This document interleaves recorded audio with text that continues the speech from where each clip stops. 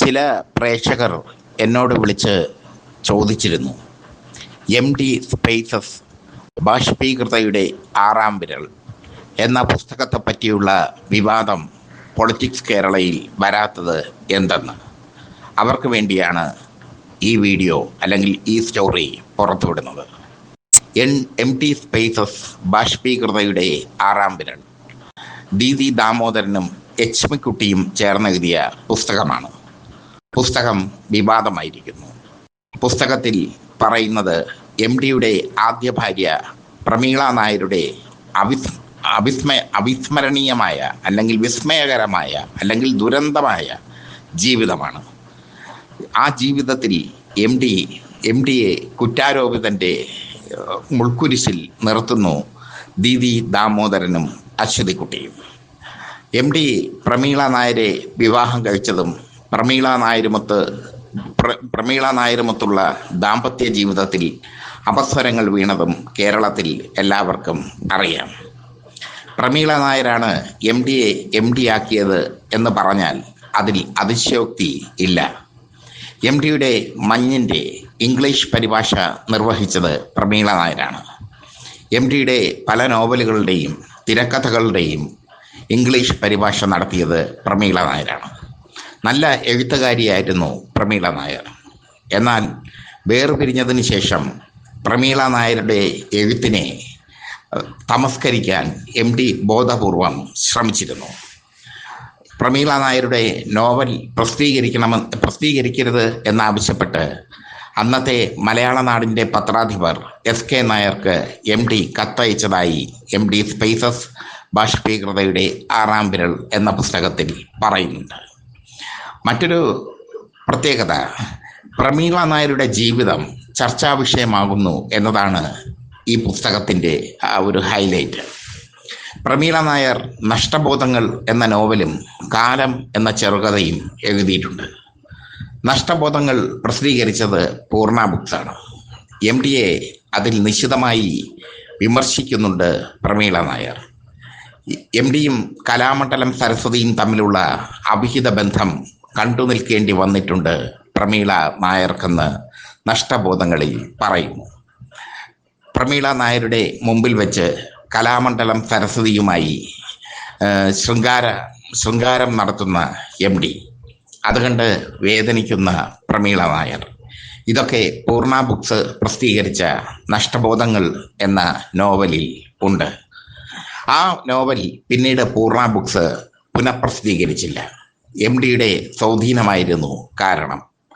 കാലം എന്നൊരു ചെറുകഥയും പ്രമീള നായർ എഴുതിയിട്ടുണ്ട്. അതിലും എം ഡി എന്ന മനുഷ്യൻ്റെ ക്രൂരതയാണ് വ്യക്തമാക്കുന്നത്. പ്രമീള നായരുടെ ജീവിതം എം ഡിക്ക് വേണ്ടിയുള്ളതായിരുന്നു. പക്ഷേ എം ഡി പ്രമീള നായരെ ബാഷ്പീകരിച്ച് അല്ലെങ്കിൽ ബഹിഷ്കരിച്ച് കലാമണ്ഡലം സരസ്വതിയുടെ പിറകെ പോയി. അവസാന കാലത്ത് അസുഖബാധിതയായപ്പോൾ പ്രമീള നായർ എം ഡിയെ കാണണമെന്ന് ആഗ്രഹിച്ചിരുന്നു. എം ഡി അവർ മരണപ്പെട്ടിട്ടും പോയില്ല. അത്രയേറെ കഠിന ഹൃദയനായിരുന്നു.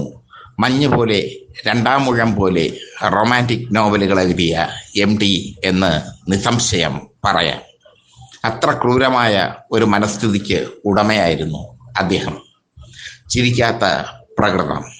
നല്ല പത്രാധിപരായിരുന്നു എം ഡി. നല്ല എഴുത്തുകാരനായിരുന്നു എം ഡി. പക്ഷേ നല്ല മനുഷ്യനല്ലായിരുന്നു എം ഡി.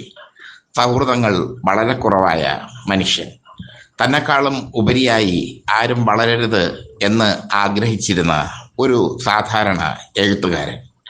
എം ഡിയുടെ സുഹൃതം എന്ന സിനിമ വലിയ വിവാദമായിട്ടുണ്ട്. സുഹൃതം ആനിയമ്മ ജോസഫ് എഴുതിയ നോവലിൻ്റെ ആനിയമ്മ ജോസഫ് എഴുതി DC ബുക്സ് പ്രസിദ്ധീകരിച്ച നോവലിൻ്റെ അനുകരണമാണെന്ന് അക്കാലത്ത് വിവാദം ഉണ്ടായിരുന്നു. ആ വിവാദം പെട്ടെന്ന് തന്നെ ഒതുക്കാൻ എം ഡിക്ക് സാധിച്ചു.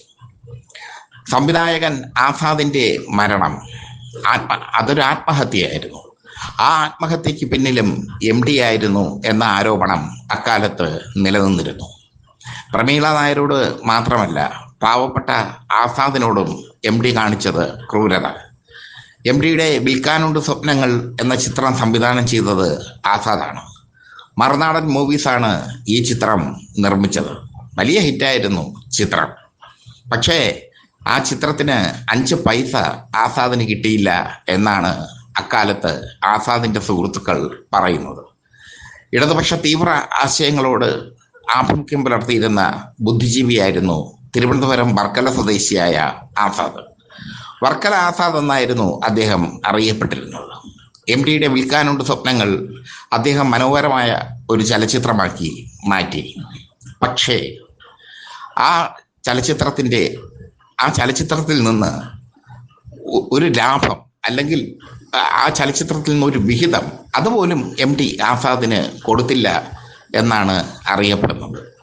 തൻ്റെ സഹോദരിയുടെ വിവാഹ ദിവസം സഹോദരിയുടെ വിവാഹത്തിന് 5 പൈസ കൊടുക്കാനില്ലാതെ വീർപ്പ് മുട്ടിയ ആസാദ് ആ വിവാഹം നടക്കവേ ആത്മഹത്യ ചെയ്തു എന്നാണ് അന്ന് വാർത്തകൾ വന്നത്.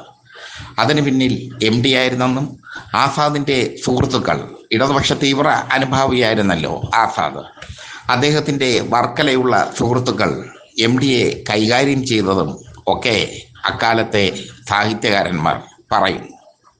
പ്രമീള നായരുടെ മുമ്പിൽ വെച്ച് എം ഡി കലാമണ്ഡലം സരസ്വതിയോട് ശൃംഗരിക്കുമായിരുന്നു. പ്രമീള നായർ നഷ്ടബോധങ്ങളിൽ അത് എഴുതിയിട്ടുണ്ട്. കാലം എന്ന അവരുടെ ചെറുകഥയിലും അത് എഴുതിയിട്ടുണ്ട്. തൻ്റെ ഭർത്താവ് പകുത്തു പോകുന്നത്, മറ്റൊരാൾക്ക് പകുത്തു പോകുന്നത് ഒരു സ്ത്രീക്കും സഹിക്കാൻ ആവില്ല. അതാണ് പ്രമീള നായർക്കും ഉണ്ടായത്. അവർ ഒരു അവകാശവും ഉന്നയിക്കാതെ തൻ്റെ മകൾ സിതാരയും കൊണ്ട് എം ഡിയുടെ വീട്ടിൽ നിന്നും ഇറങ്ങിപ്പോവുകയായിരുന്നു. പിന്നീട് പ്രമീള നായർ തമസ്കരിക്കപ്പെട്ടു. അവരുടെ കൃതികൾ പ്രസിദ്ധീകരിക്കാൻ എം ഡിയെ ഭയന്ന് ആരും തയ്യാറായില്ല. എം ഡി പൊന്നിൻ വിലയുള്ള എഴുത്തുകാരനായി, പൊന്നിൻ വിലയുള്ള തിരക്കഥാകൃത്തായി മാറി. മലയാള സാഹിത്യത്തെ എം ഡി നിയന്ത്രിച്ച കാലം വന്നു. കാരണം മാതൃഭൂമി ആഴ്ചപ്പതിപ്പിൻ്റെ പത്രാധിപരായിരുന്നു എം ഡി. എം മുകുന്ദനും പുനത്തിൽ കുഞ്ഞബ്ദുള്ളയും സേതുവും കാക്കനാടനും അടക്കമുള്ള തലമുറയെ വളർത്തിക്കൊണ്ടുവരാൻ എം ഡിക്ക് സാധിച്ചു. അതുകൊണ്ട് തന്നെ ആരാധകരുടെ ഒരു വൃന്ദവും അദ്ദേഹത്തിന് ഉണ്ടായി. പത്രാധിപർ എന്ന നിലയിൽ എം ഡി മിടുക്കനായിരുന്നു. ആധുനിക സാഹിത്യത്തെ വളർത്തുന്നതിൽ, അസ്തിത്വവാദ ദർശനത്തിൽ അധിഷ്ഠിതമായ ആധുനിക സാഹിത്യത്തെ വളർത്തുന്നതിൽ എം ടി വഹിച്ച പങ്ക് ശ്രദ്ധേയമാണ്. എന്നാൽ ടി പത്മനാഭനോട് എം ടിക്ക് വലിയ അസൂയയായിരുന്നു. കഥയുടെ പെരുന്തച്ഛനായിരുന്നു ടി പത്മനാഭൻ. പത്മനാഭനെ പോലെ ശക്തമായ ഒരു കഥ എഴുതാൻ എം ടിക്ക് കഴിഞ്ഞില്ല. പത്മനാഭൻ റൊമാൻറ്റിസത്തിനും റിയലിസത്തിനും ഇടയിലൂടെ സഞ്ചരിക്കുന്ന എഴുത്തുകാരനാണ്. ആ പത്മനാഭനെ തമസ്കരിക്കാൻ എം ടി പല പ്രാവശ്യം ശ്രമിച്ചിട്ടുണ്ട്. ഒ വി വിജയനായിരുന്നു എം ടിയുടെ മറ്റൊരു ശത്രു. ഖസാക്കിന്റെ ഇതിഹാസം എഴുതിയ ഒ വി വിജയൻ ഒരൊറ്റ നോവലിലൂടെ തൻ്റെ തലയ്ക്ക് മുകളിൽ പ്രതിഷ്ഠ നേടുന്നത് എം ടിക്ക് അസ്വസ്ഥത തോന്നി. പിന്നീട് ഒ വി വിജയനെ തമസ്കരിക്കാൻ, നിഷ്കാസനം ചെയ്യാൻ, സാഹിത്യ ലോകത്ത് നിന്ന് നിഷ്കാസനം ചെയ്യാൻ എം ടി ശ്രമിച്ചതായി പറഞ്ഞത് ഇപ്പോഴും ജീവിച്ചിരിക്കുന്ന ടി പത്മനാഭനാണ്. അങ്ങനെ എം ടിയുടെ ക്രൂരതകൾ ഒരുപാടുണ്ട്. പക്ഷേ എം ടി സ്പേസസ് ബാഷ്പീകൃതയുടെ 6ാം വിരലിൽ അതൊന്നും പരാമർശിക്കുന്നില്ല. മറിച്ച് പ്രമീള നായരുടെ ദുരന്തമായ ജീവിതം, അവർ അനുഭവിച്ച വേദന, അപമാനം, അവരുടെ ബാഷ്പീകൃതമായ കൃതികൾ, ഇതൊക്കെയാണ് എച്ച്.കുട്ടിയും ദീദി ദാമോദരനും ആവിഷ്കരിക്കാൻ ശ്രമിച്ചത്. എന്തായാലും എം ടിയുടെ മക്കൾ സിതാരയും അശ്വതിയും ഈ കാര്യത്തിൽ ഒരുമിച്ച് നിൽക്കുന്നു. പ്രമീള നായരുടെ ജീവിതം പറയാനെന്ന രീതിയിൽ തങ്ങളുടെ അച്ഛനെ അപമാനിച്ചു എന്നാണ് അവർ പറയുന്നത്. അവർ പറയുന്നതിൽ യാതൊരു കഴമ്പുമില്ല എന്ന് മനസ്സിലാകും. സത്യം എല്ലാവർക്കും അറിയാം. എം ടി അറിയുന്ന എല്ലാവർക്കും. സൗഹൃദങ്ങളിൽ അഭിരമിക്കാത്ത എം ഡി, സൗഹൃദങ്ങളെ സൂക്ഷിക്കാത്ത എം ഡി, തൻ്റെ സൗഹൃദതയ്ക്ക് വേണ്ടി ടി പത്മനാഭനെയും ഒ വി വിജയനെയും തമസ്കരിക്കാൻ ശ്രമിച്ച എം ഡി, ആസാദിന്റെ ആത്മഹത്യക്ക് കാരണമായ എം ഡി, അങ്ങനെ എം ഡിക്ക് മറ്റൊരു മുഖം കൂടി ഉണ്ട്. ആ മുഖമാണ് ഈ വീഡിയോയിലൂടെ അല്ലെങ്കിൽ ഈ സ്റ്റോറിയിലൂടെ പൊളിറ്റിക്സ് കേരള പുറത്തുവിടുന്നത്.